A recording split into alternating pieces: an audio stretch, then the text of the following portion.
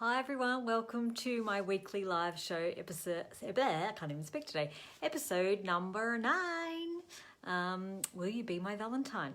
So in keeping with Valentine's Day, which is tomorrow here in Australia, I thought I would do a little bit of a relationship chat. Hi Farah, how you going? Yay! Hi Asha. I should wear my glasses, seriously. Hi Alison, how you going? Hi Farah, again, hi. Yes, I was having a bit of a fight with my selfie stick my little tripod before I came on. I was like, it was falling. It's a bit like relationships, isn't it? Struggle town sometimes. So hi Helen, how you going? Yay, we've got lots of people. 5:30 drive home.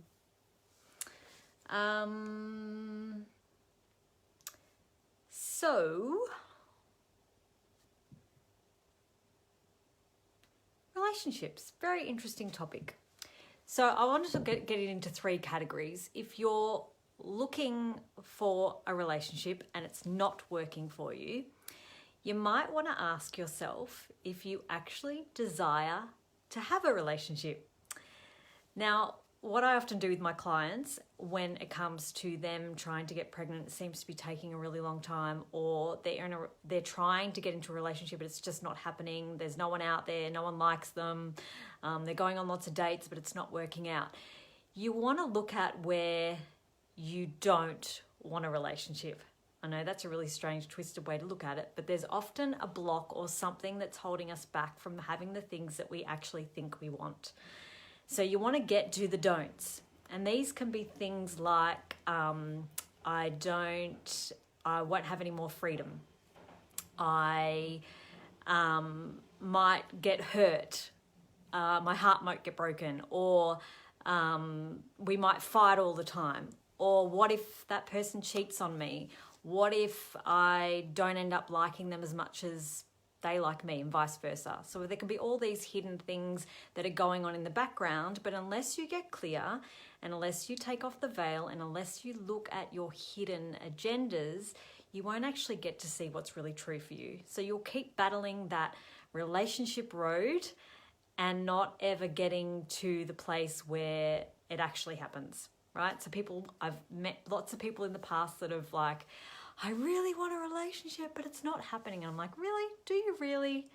And then when you really start to dig down, it's like, okay, what else is under there?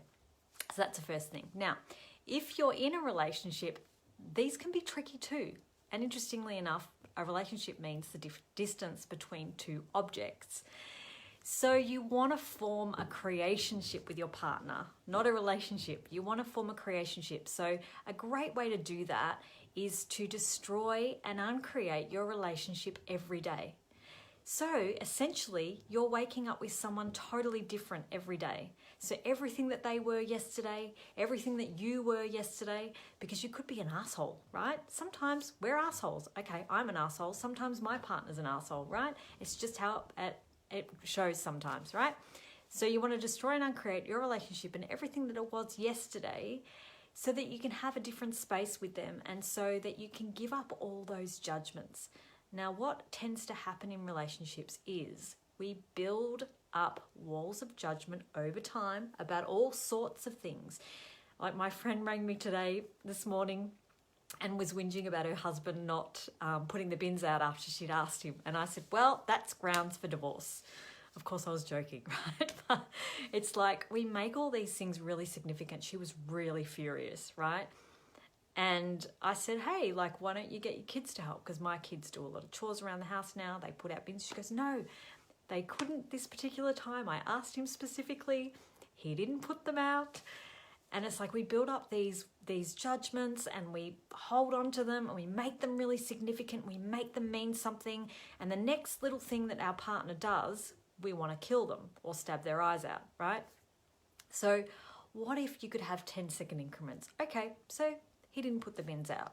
What else is possible next? What else can I create with my man next that's beyond this judgment and doesn't really matter? What if none of this stuff's significant? I know that I built up huge walls of judgment and resentment towards my ex-husband, and rightly so actually, because we didn't get along very well. And I got to the point where, and he was the same with me, so he judged me dynamically. And it got to the point where I was sleeping right on the edge of the bed because my body didn't even want to be near his. And hi, Veronica. And so in my relationship, my current one, I've learned so much, not only but from being in a relationship that hasn't worked, but also using the tools of access to create something greater. And so destroying and uncreating your relationship every day is such a great gift. And getting out of judgment, being an allowance for who they be. Sometimes they fuck up and sometimes you fuck up. So, you know, we're not all perfect.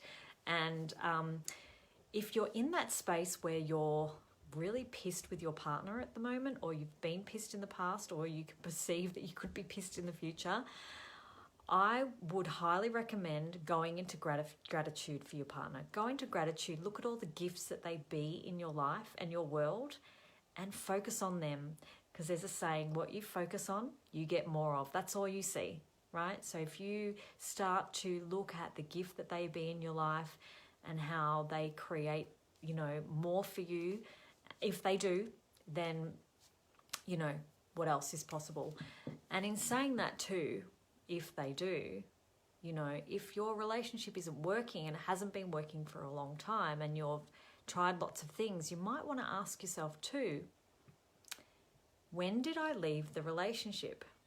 Now, when I was with my husband, I left the relationship before I even got married, right? So when I was asked that question, I was like, holy shit, right? And that doesn't mean that, you know, you've left the relationship and that's it, you have to leave. But you want to look at where you already have left so you can choose something different, whether that be actually physically leaving or whether that be that you choose, okay, what is it that this relationship is creating for me, and what could I contribute to it to make it work better for both of us? And start asking questions, because the questions that will empower you and give you the awareness of what is possible going forward with your relationship. If you don't ask questions and you're always in conclusion, you're going to go on the road to nowhere town. So, and the other thing when I was looking for a relationship too, is what I did was I wrote down a list of all the things that I would like in a guy. And I'm not just talking about physical traits like hair color and things like that. Like I was really, really particular about what it was that I wanted. So I had things like someone who was kind, someone who was caring, someone who would like my children and would get along with children, someone who liked animals because I had a dog, someone who was nurturing for my body, someone who I could have great sex with, someone who contributed to me having more money or generating more money, because that was important for me too. Sometimes you get together with people and they decrease your money flows. So you want to ask, is this person going to increase my money flows? And this doesn't necessarily mean that they give you the money. It can actually be that they assist you in creating more, and it's really nice if they give you money too in some form. So my partner loves to take me out for dinner. That's like not cash value, but it's, you know, it's something, right? And he loves taking me away on holidays. So he contributes to me in that way. So that's awesome for me and I love that. What else? Well, I guess more than anything, just being an allowance of each other. And if you are resisting a relationship, you know, what is it that a relationship could contribute to you? You might want to ask, is there someone out there that could contribute to me so dynamically, and my business and my life and my living, that I'm resisting, that I couldn't actually have on my own? Because remember, your relationship is a creationship. So what else is possible there? Now, if anyone doesn't have any questions, no one's chatting to me today. But I did want to finish on a funny note. I actually asked my kids and my best friend's kids to tell me what they thought was made a great relationship. So I'm going to read those out, and because I thought they were very cute.